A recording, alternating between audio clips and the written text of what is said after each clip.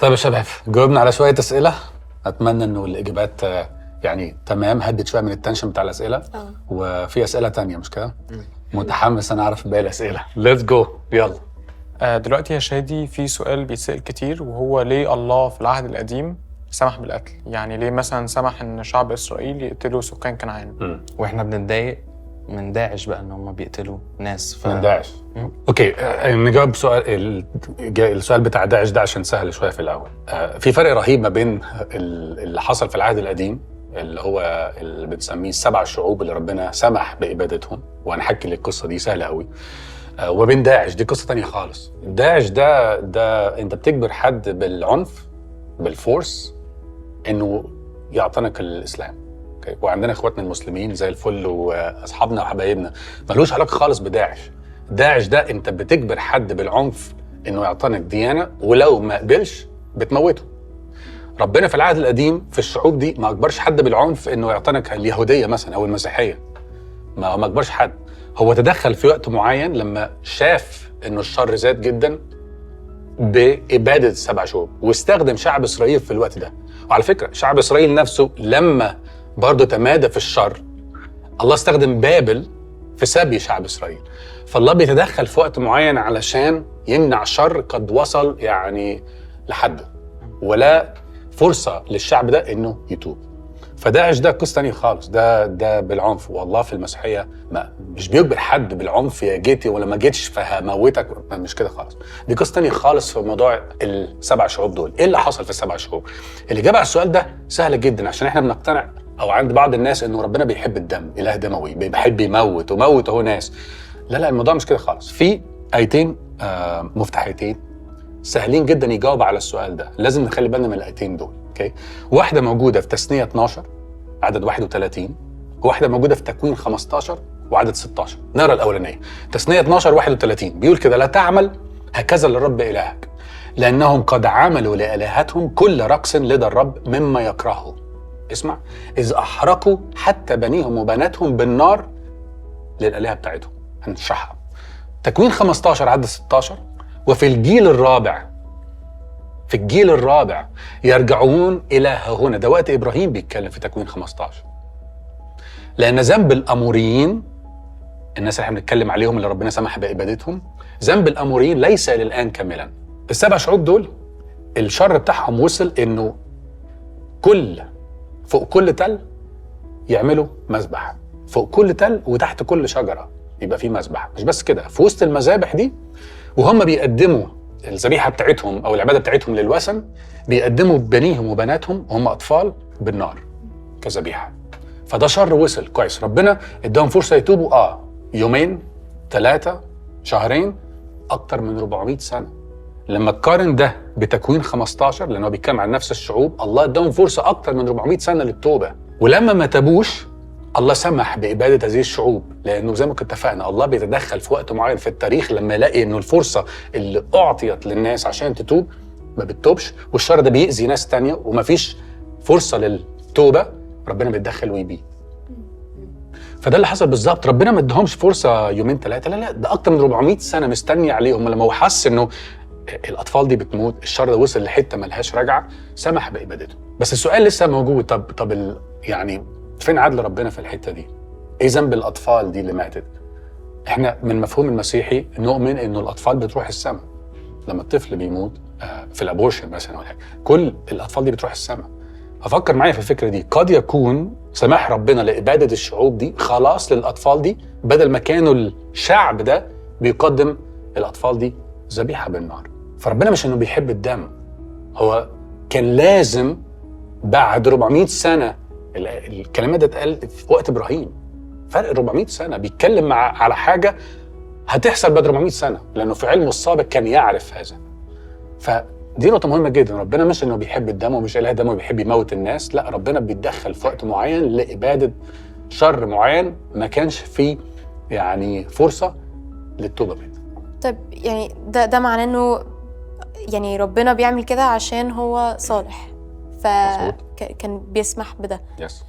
طب ليه لو ربنا صالح خلق الجحيم، خلى ان ده يكون اوبشن؟ النار. اه اوكي، نفكر فيها حتى بره الكتاب المقدس اخلاقيا. اوكي، احنا اتخرجنا مع بعض امبارح صح؟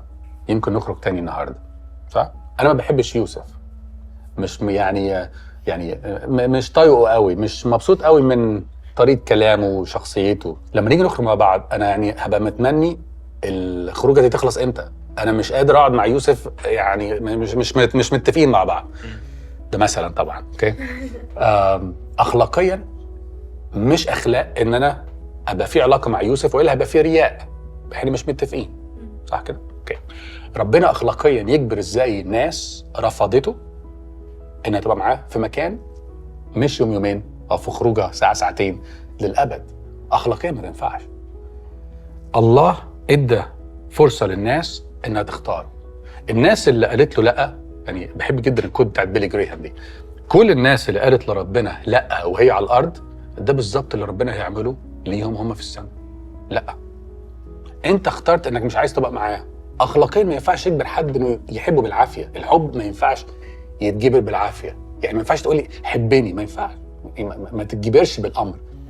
وهو مش عايز حد يروح النار، بس ده اختيار الانسان اللي رفض بارادته الحره ان انا مش عايز، انا مش بحبك، انا مش عايز ابقى معاك، انا مش موافق على اللي انت بتقوله، مش موافق على تعاليمك والوصايا بتاعتك والعلاقه بيني وبينك، انا مش عايزك. وفي ناس كتير جدا، فوق 7 بليون واحد في العالم النهارده، ناس كتير رفضت ربنا ومش عايزاه. وربنا يعني في آية جميلة جدا في حزقيال 33 عدد 11، عشان احنا بنحس ان ربنا فرصة جات له، وهم فرصة ان الناس مش عايزاه فخلص منهم، عنده كتير قوي في السماء فمفيش مكان. مفيش حاجة اسمها كده. في حزقيال 33 عدد 11 يقول كده: كلهم، ربنا بيتكلم، حي انا يقول السيد الرب اني لا اصر بموت الشرير. أنا لا أصر بموت الشرير، بل أن يرجع الشرير عن طريقه ويحيى. خلي بالك، لازم هو اللي يقرر إنه يرجع. فبيقول لهم بص، الكلمات بتاعت ربنا جميلة جدا: ارجعوا ارجعوا ارجعوا ارجعوا عن طرقكم الردية، فلماذا تموتون يا بيت إسرائيل؟ هو مش عايز أموت حد، بس هو ما يقدرش يجبر حد بالعافية إنه يحبه بالعافية. أخلاقيا ما تنفعش. بس ده شبه يعني زي عقاب كده شوية، اللي هو أنت ما قبلتنيش فده عقاب. أوكي، مش اللي هو لأ رفض وخلاص. في مفهوم خاطئ رهيب في الحتة دي. دلوقتي انا اخدت القلم ده بتاع ميلودي كويس، واخدت القلم ده وسبته من ايدي، ايه اللي هيحصل؟ ربنا بيعاقب القلم ده فلازم يقع؟ لا، ما فيش حاجه اسمها كده. ده في قانون اسمه قانون الجاذبيه. لما تكسر قوانين ربنا، القوانين تكسرك. عايز تطلع من الدور العاشر وترمي نفسك من فوق وتقول انا هطير وهكسر قانون الجاذبيه؟ جرب.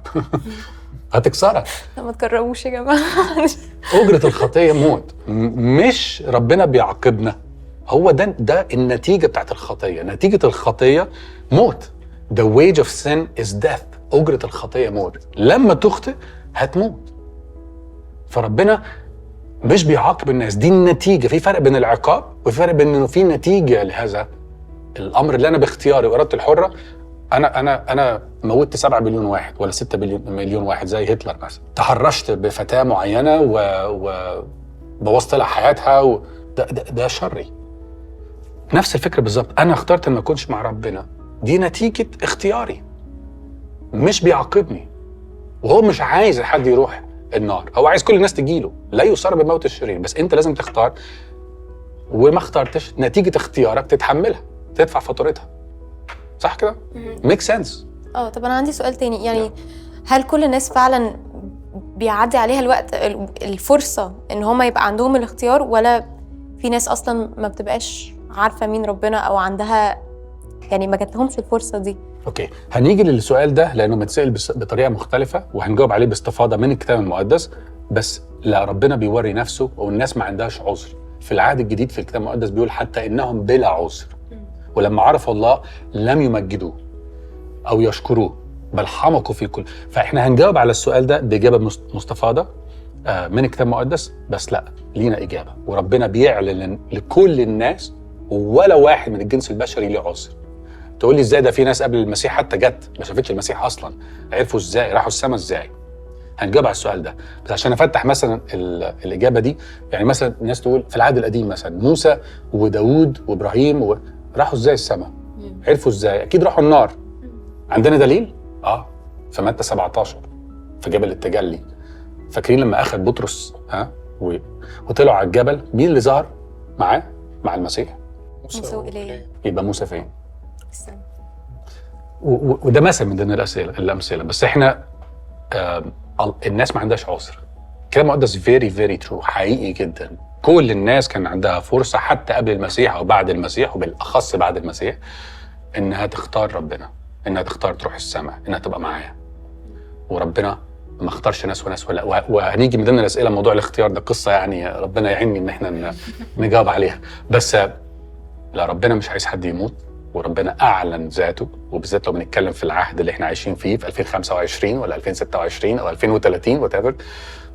ربنا عايز الناس تيجي له، واعلن نفسه للناس، ومش عايز حد يموت. يعني ممكن نفكر فيها ان وجود الجحيم او ان الله عامل الجحيم ده جزء من الحريه اللي هو بيديها للانسان. بالظبط كده. يعني هو مش هيغصب حد ان هو، لان السماء هي الاتحاد بالله، فلو حد ما اختاروش ان هو يتحد بيه فهو ساعتها ده جزء من الحريه ان هو مديله اوبشن. اختيار الانسان اخلاقيا حتى ما تنفعش. يعني نفس فكره الخروج دي، انا ما ينفعش اجبرك انك تحبني وتخرج معايا بالعافيه، مش هتنفع.